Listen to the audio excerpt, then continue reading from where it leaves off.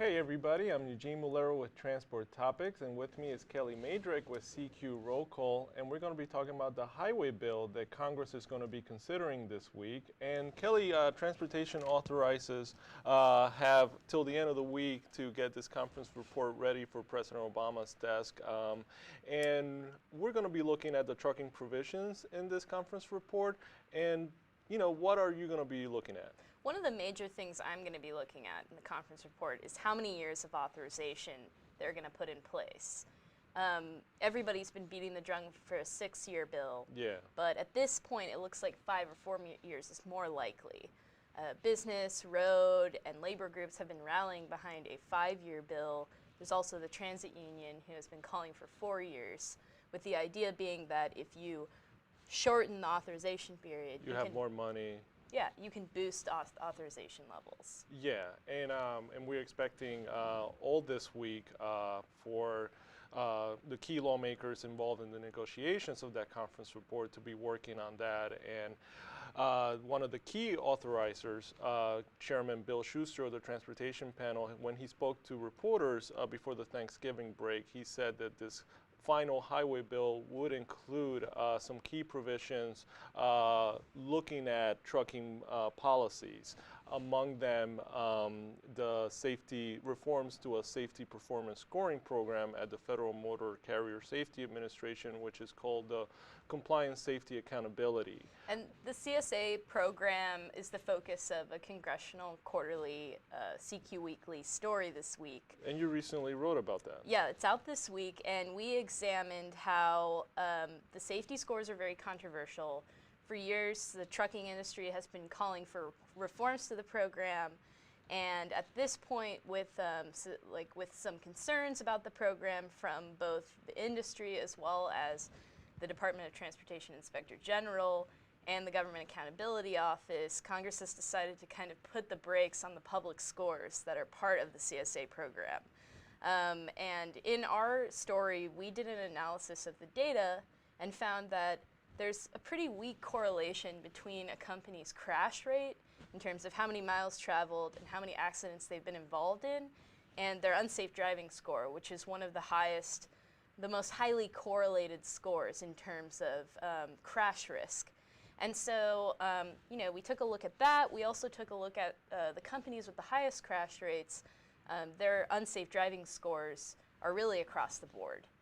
So that's something that we have looked at, and it appears that since the Senate and House highway bills both want to take those scores down until changes are made, it seems pretty likely that we'll see that in a conference report. Yeah, and opponents of the CSA program, as you mentioned, some major trucking companies, they've been calling for these scores to not be widely available to the public because they have argued that they don't represent accurately their performance. But the proponents, including the administration and Secretary Fox, even last week at the National Press Club, he said they still stand by this program and the need for having these scores to remain public. And for safety advocates, they say this is the best program they have.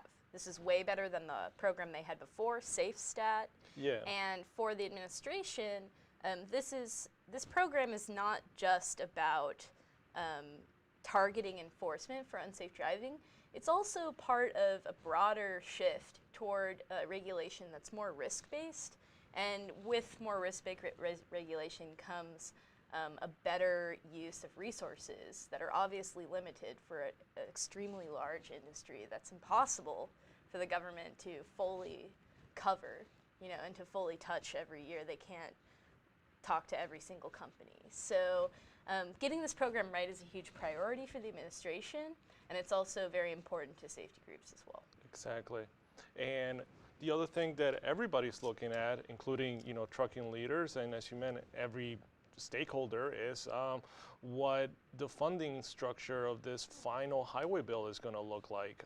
You have a series of what critics of the highway bill so far have called gimmicks, and such as they point to relying on the Strategic Petroleum Reserve for some of the backing of this highway bill. Tell me could you touch on the concerns that some of the stakeholders have, and also, what is in the forecast for the funding?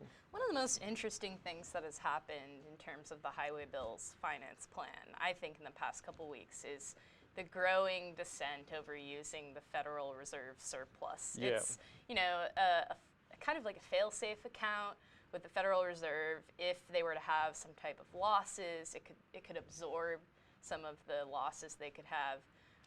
But clearly, the amendment from Representative Randy Nagebauer in the House amendment process. Yeah, it was adopted on the floor before the House passed that bill. Introduced a big new chunk of money into the highway bill that people weren't expecting. And so by some estimates, as much as $40 billion, some estimates place it higher.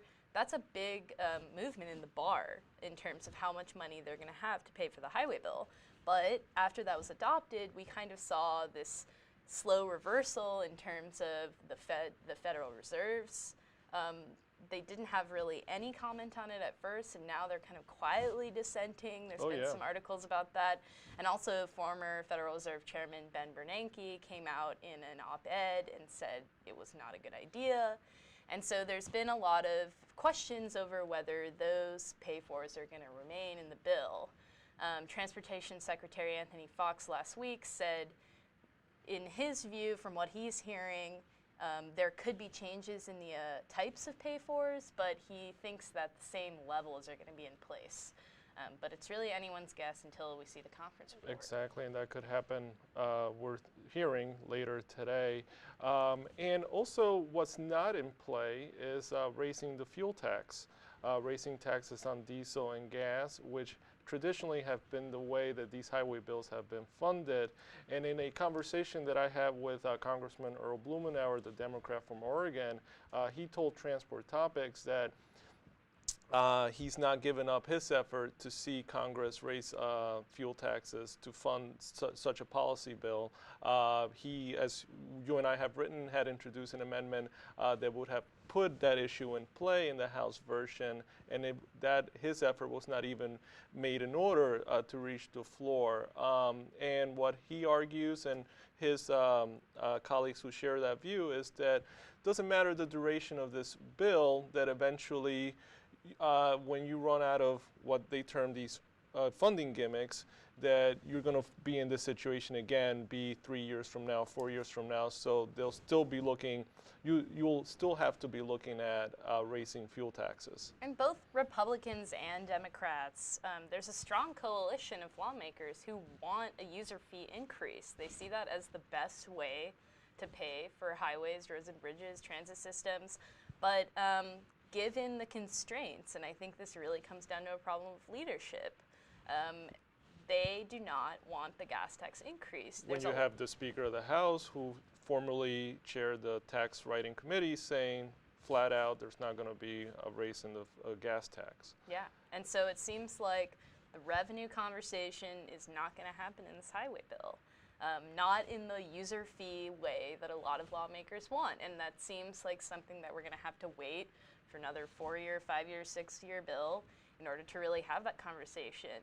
And then, the fear is that if they don't do that sooner rather than later, the gas tax is going to become even less relevant than it is now. Exactly. And the transition to having some type of vehicle miles traveled or more complicated user fee, perhaps there'll be too much chatter about what to do in the present moment than to really tackle that problem. And so, that's also something that would be interesting to see how that plays out in the conference report. And Kellie, finally, before the Thanksgiving break, we had Chairman Schuster and we had other lawmakers say that the last Highway Trust Fund extension was going to be the last one, and December 4th, which is when this latest funding patch expires, is going to be, but we're not going to need another one.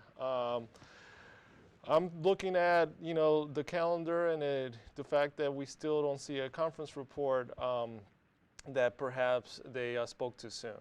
What do you think? I mean, to be able to get a conference report through the House and the Senate by Friday, that is a tall order.